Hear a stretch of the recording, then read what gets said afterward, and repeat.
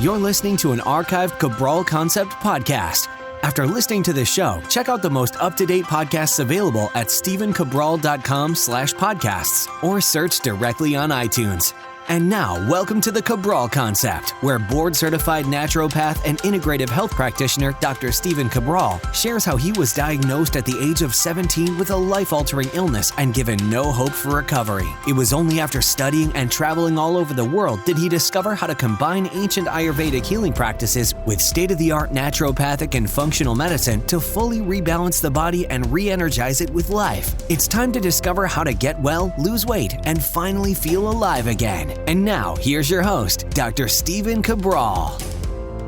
Excited to be with you here today on this Training Thursday show, where we're going to be talking about how to properly match up your nutrition with your exercise, or what to watch out for if you're on a lower carbohydrate diet while at the same time ramping up your workouts, which a lot of people seem to be doing. That would include keto-based diets, and it would also include lower carb diets.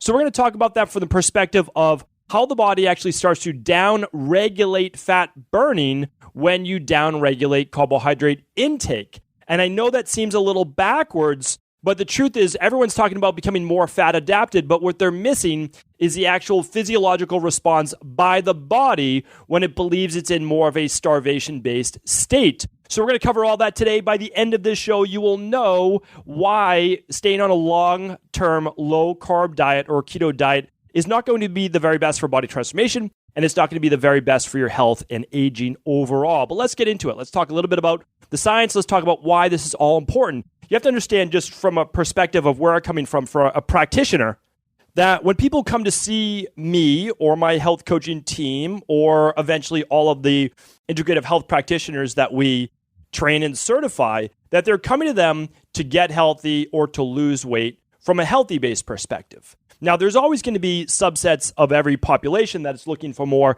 fitness competitor, bodybuilder, etc. The recommendations that we would give that percent of the population will be slightly different. We're talking about the everyday person who wants to get in better shape, okay? They want to be leaner. They want to have less stomach fat, right? Holding less weight around their probably hip-based area for a lot of the people in our practice that we work with. They want to be more toned overall, but they also want the energy. They don't want to become depleted as they start to go very, very low carb. So we're going to talk about all of those different things today. But when they come to us, even if they're coming to us for wellness, we actually help them to lose weight if that is part of their goals. And the reason is, I know that someone comes in and they have Hashimoto's, or they have type 2 diabetes, or they have just hypothyroidism or migraines or whatever it is.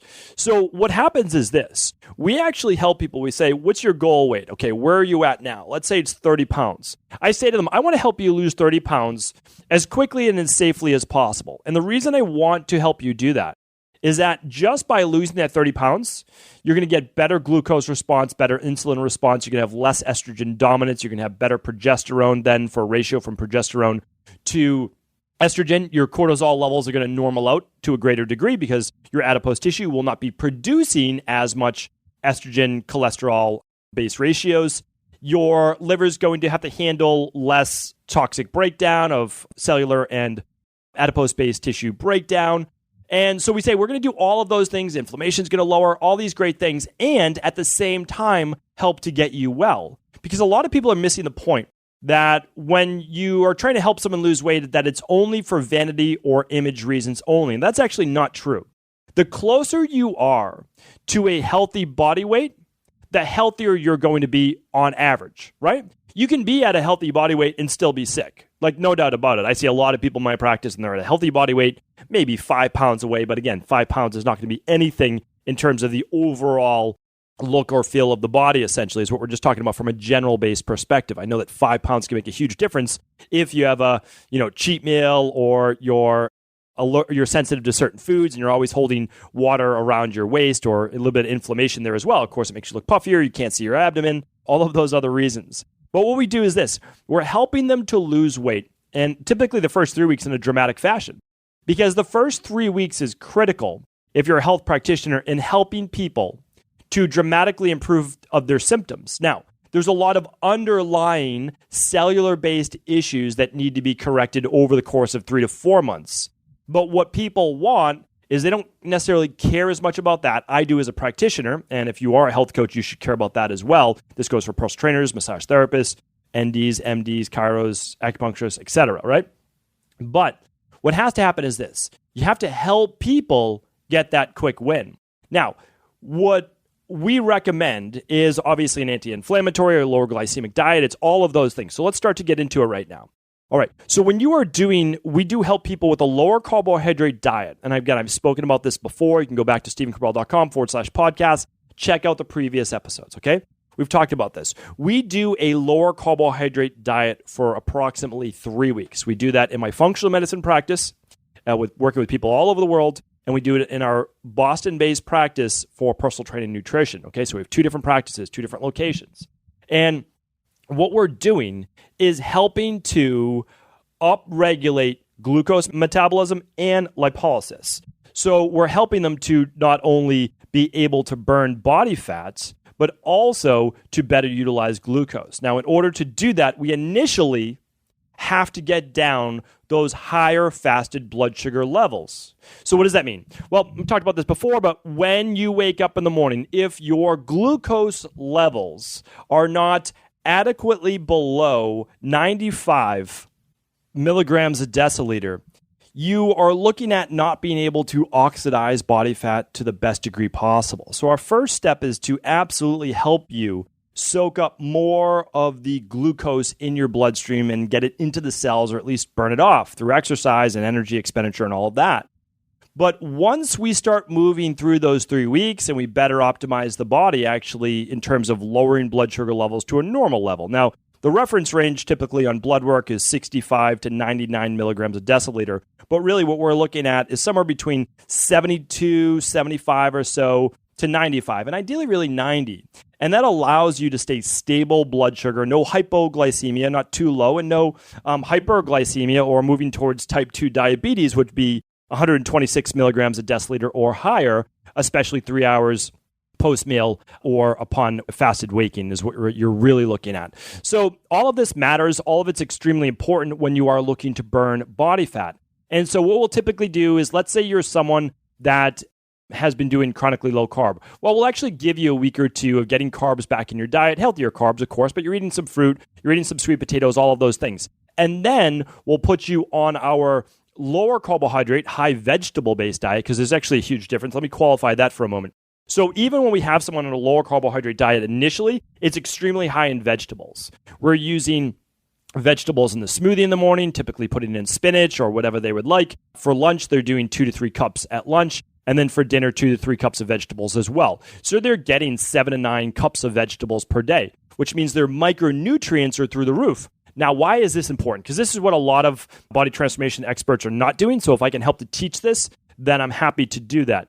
So do understand that a lot of people right now are talking about if it fits your macros, right? Well, that can work without a doubt. But here's the issue. It doesn't necessarily work in the long run, because a lot of people will eat something like a donut or they'll eat some gummy bears. And there's a huge difference between a handful of gummy bears and 2 cups of broccoli. Now, calorically and also carbohydrate-wise, they may look the same.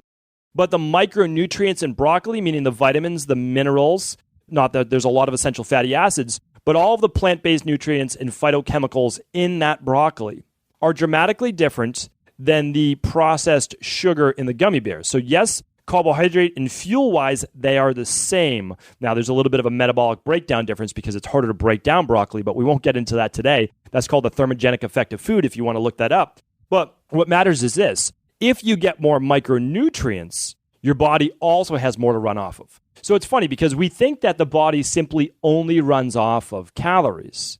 You know, it's just your carbs, your fats, and your proteins. Those are your macronutrients. But that's not the case, and that's not necessarily true. Because we've seen people on different diets, and again, we have 250,000 appointments for our own database to be able to look at all of this. And so we have a giant, lab study going on right in Boston with all of our private wellness clients and our body transformation clients as well. And what we see is this. Those people, even on the same macros, when we switch the quality of their food, their results exponentially increase. Their energy, their ability to get better sleep, which then affects what? Their blood sugar. And if it affects their blood sugar and it's more stable, then guess what? They can burn more body fat, right? They can oxidize more body fat as a fuel source because they don't have higher levels of sugar in the blood. And they don't have higher levels of insulin, I should say, in the blood, which is not going to allow them to get into lipolysis as well. So the higher your insulin levels, so think of it this way, the more processed sugar and that type of stuff, and the worse your blood sugar levels are regulated, the higher your insulin. Your pancreas keeps producing insulin in order to get that sugar out of the blood because it knows that it's detrimental to everything in the body. The heart, the eyes, the brain, everything begins to oxidize, break down because of free radical-based damage as well, and that includes the arteries, if I didn't mention the arteries, when there's a higher level of sugar in the blood. Well, the way the body does then is it actually releases insulin because it knows the blood sugar is high, right? So then it tries to use that insulin to unlock the cells to get the sugar into the cells. And now for people that have difficulty with unlocking those cells, sometimes there's blocked receptors. Sometimes there's other things going on within the body, which again, we've spoken about in previous podcasts, and we will get to a little bit of that today, which is enabling them from actually bringing in that sugar into the cells. So a lot of people are talking about becoming fat adapted. The real question should be, why are you not glucose adapted? That's the real question people should be asking, and they're not, because I'm going to teach you why in just a moment. So as we are helping people then with their micronutrients and their decrease in inflammation, all these great things, they're lowering those blood sugar levels. When blood sugar goes down, then insulin levels will go down. Once insulin levels are down, then lipolysis can pop back up, and that means the body's ability to tap into fat as a fuel source rather than glucose. That's why a lot of people are doing keto right now, and they are doing low carb. And I'm not saying it doesn't work. It works. We use it for 3 weeks. And then what we do is we start to then ease back in those carbohydrates. And again, I've done a podcast called How to Ease Off a Low Carb Diet. And so you can check out that previous podcast as well. So as we're doing that, we are better than adapting the body to use both fat, right? Because we're burning fat because we've got blood sugar and insulin levels low. So think of everything in the body as a teeter-totter. That's what I always try to teach, is that everything's about balance, right? Everything is about balance. So when I drop blood sugar down and insulin goes down, then I get to increase my body or anybody's body's ability to burn body fat. So that's a great thing. So what happens, though, is something funny begins to happen. And this happens more so in women than men. And I've spoken about this before, but I want to just repeat some of this today. Is that when the carbohydrates start to go down, oftentimes the body's peripheral nervous system and autonomic nervous system can begin to get into what's called more of a heightened based state. So once you remove one macro for too long, meaning glucose, neurotransmitters do not respond in the same way. Cortisol levels can be elevated, extremely elevated. A lot of people are not talking about this. They're fasting. They're doing their 16-8 fast, right? So they're fasting all the way to lunch. But here's the problem, especially if you drink coffee first thing in the morning. If you do that, you are putting your body into what's called a sympathetic nervous system dominant state. So when you do that, your body says, okay, it's survival-based time. I'm going to get in this heightened awareness state. So that's why people, they say, oh, my brain clarity is fantastic. I don't have any brain fog. Well, yes, you're producing larger amounts of what's called adrenaline and larger amounts of cortisol, which are glucocorticoids. And just check out, I did a show on this that's been now one of our most popular shows. So I'd love for you to check that out. It really goes through this. And it's 957, StephenCabral.com/957.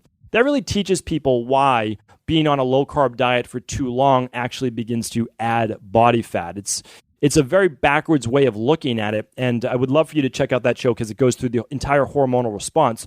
What I want to do now, though, is pick up where that podcast essentially left off and let you know that what happens is this. If you're on a low-carbohydrate diet for too long, your body then becomes, we talk about fat adapted, right? Okay, well, that may be true, right? But a lot of women downregulate thyroid, so they actually have to keep decreasing calories overall for the day if they're going to stay on that low-carb diet. Well, eventually that dramatically hurts their metabolism because now if they ever eat more than 800, 900, 1,000 calories a day, they automatically put on weight, even if it is predominantly from fat, right? They're still going to gain weight. If you are at a caloric surplus, whether you're eating fat, protein, or carbs, any one of them, you will gain weight. You will gain weight even from a higher fat diet, right? And that's especially true with a higher fat diet because you have more fat coming into the system. And it's funny, people think like, oh, well, you won't have any sugar in your system. That's not true at all. The liver can literally make somewhere between 90 and 120 grams of glucose per day. So to say that it can't is actually untrue. It can use amino acids, it can use anything that it would like if it needs to as a short-term fuel source. And again, I described exactly how that works through gluconeogenesis, it's called, on episode 957. And I do that in real-world terminology because I know a lot of people who listen to this podcast are practitioners, but all of us are not taught this level of how the endocrine system, and certainly not from a body transformation system, happens. We're not taught that in school. It's just not part of the curriculum. It's glazed over. You're taught about the central nervous system, the autonomic nervous system, a little bit more so in chiropractic school, which is why chiropractors can often make really great functional medicine doctors because they've done a little bit more training in the autonomic nervous system. So anyway, a little side tangent there. So what we have to talk about is this. How can being on a long-term lower carbohydrate diet actually affect weight gain and fat gain? Well, here's why. So as you're on that low-carb, higher-fat diet, what begins to happen is this. You actually become glucose desensitized. So that's why I'm such a huge fan of going against the grain right now and telling people, listen, you want to become fat adapted, sure, but you also want to be glucose adapted. Because if you remove glucose and carbohydrates from your diet, like 50 grams or below, which a lot of people are doing on keto, what happens is this. The body then, when you introduce them, especially if you just break your diet and you keep your fats high as well, your fat storage capacity actually goes up. It actually goes up. So here's the thing. When you begin to lose weight or burn body fat, your fat cells do not decrease in number, they shrink in size. But there's actually, and this is yet to be proven yet, but there is new studies happening, and been proven so far in lab rats. We don't know because we haven't done it on a human basis yet. But what happens is this. When rats are put in that same state, that same unfed or same lower glucose-based state, what happens is they may create what's called adipose hyperplasia, or they may actually increase the number of fat cells, which is really interesting because we don't know yet if that can happen yet in humans. But what happens is this. When they then refeed them with glucose, fat cells grow, their previous fat cells grew to the same size, but now they had more fat cells. And those fat cells grew to the same size as the other fat cells because there's something called kind of a set point for your adipose tissue. And now they actually had a greater amount of fat after they dieted than their weight before. So the average would be this. Let's say you're a woman and you weigh 135 pounds, okay? And although you're in probably pretty great shape, you want to get down even leaner because that's the pressure that society puts on you. So you say, okay, I'm going to get down to 119 pounds. So you do that. You get down to the 119 pounds. You're like, I can't do this anymore. I just want to be able to eat some fruit again, some carbohydrates. So you start eating the carbohydrates again, but you still keep your protein and your fat basically where they were. So what happens is you actually gain back all the weight you did before and sometimes more. Now, right now, we see this happen all the time, right? You gain an extra 5 or 10 pounds than when you were before. Well, there's many reasons because of this. One of it might be this new theory that you actually added fat cells. Possible. The second is that you simply lowered metabolic rate by being on that low carb diet for that long. So your body can't simply handle all the additional calories because if you corrected for calories, maybe you wouldn't have gained as much. And the third part is that you could have, this goes along with it, you potentially could have lowered your thyroid overall. But that next point, that last point is that your body, because it's been so deprived of carbohydrates, is no longer glucose sensitive. So you put those carbs in your body and then it shoots your blood sugar through the roof. You're no longer as insulin sensitive. So it's because your cells are no longer sensitized because the receptors are not used to seeing the glucose. So you don't uptake that glucose as well as you once did. And this is the issue. And that's all proven, right? I gave you the theory of potential increase in the number of fat cells. That's not proven yet. And that's why I'll always tell you if the science does not yet back it up. But it's possible because it's already been done and shown in lab rats. So it's very, very interesting. And it does make sense of why some people not only gain the weight back after they're done dieting, something like a show like The Biggest Loser, right? But they gain more back afterwards. So why would they gain more back afterwards if they just go back to their previous lifestyle? Well, one, it's this theory that they actually increased the number of fat cells. Number two is they just dramatically decrease their metabolism. Hypothyroidism is only one part of that. And number 3 is they're no longer glucose sensitive. So we realize all of these things when people come to see us in our practice. And this is obviously what I want to teach everyone, and that's why I'm talking about this in the podcast. But you have to do this, is that you have to ease out of that low-carb diet so that your body can once again get used to eating healthy carbohydrates. You do have to understand, there are no studies, so I'm going to qualify this in just a moment. You are not looking at fat as being an anti-cancer. You are not looking at protein as being anti-cancer. If anything, we have the reverse of that, okay? What you're looking at is the way that we prevent disease are through brightly colored fruits and vegetables. Now, you could also say brightly colored fats as well, because there are some plant-based fats, such as olives, and I've done a podcast on this as well. It's actually just part of a Friday review of how olives and olive oil can actually pierce the liposomal layer of a cancer-based cell. So what I'm saying is this.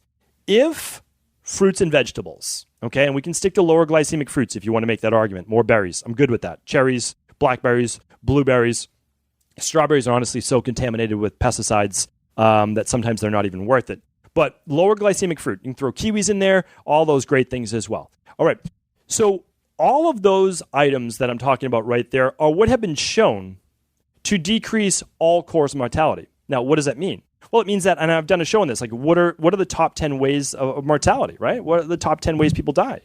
And the main ones, it's like literally the main 3 are cardiovascular-based issues, cancer, I would put stroke and all of those in there as well. Well, if we're eating more plants in our diet, we're going to have less chance for all of those things to occur. Now, what does that mean? Well, it means that if you're on a low carbohydrate diet, 50 grams or less, you are severely limiting your longevity and potential long-term health for short-term gains. I'm not going to say to you that decreasing your carbohydrates does not help burn body fat and make you leaner. It makes you retain less water. It does all of those things.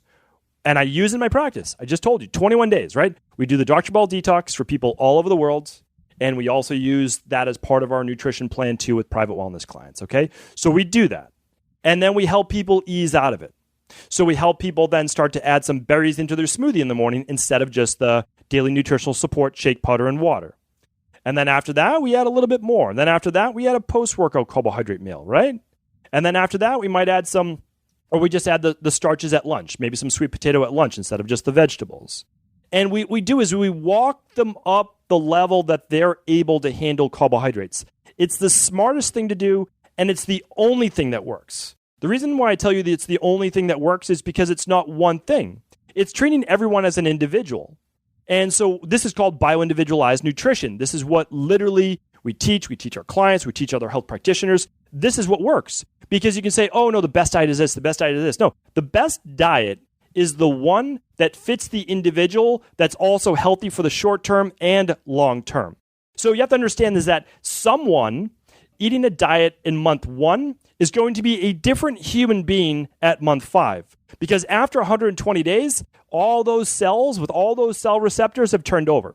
That means in 4 months, I have a much better chance of you being able to utilize glucose, which is why I have to slowly work back in those carbohydrates, especially if people have been in a keto-based state for many, many months. It's going to take me a little bit. However, I get them back into the healthiest state they can be by increasing their micronutrients first through more vegetables, not just the 50 grams or so per day.